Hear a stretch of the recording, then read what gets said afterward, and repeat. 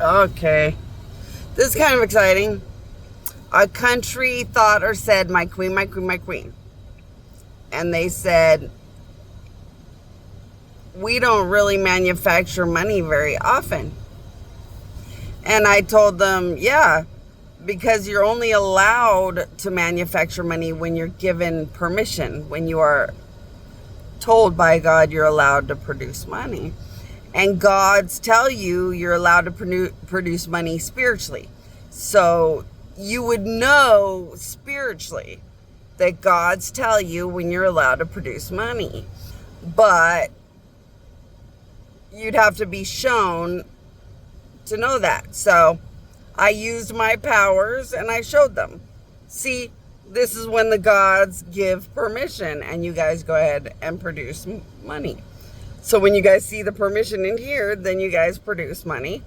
When you see that gods are telling you to stop producing money, you stop producing money. Because why fight with a god? You're not an antichrist. So you usually produce money until the gods say you're done, you've produced enough money, and then you stop. That country is contemplating whether to produce money for an entire day, and they made it up to 4 buildings. So they could produce money up to 4 buildings, so they could get 4 buildings and mass produce money as much as they can for an entire day. And they just have to give me at least 10% to honor that old God, Jesus, religious-y stuff where they do that 10% thing. And if it works out good, they might be able to do that quite often, quite frequently. And like I said, producing money for an entire day is a big celebration of my resurrection, because normally countries just pretty much never can do that unless they make gods really, really, really proud.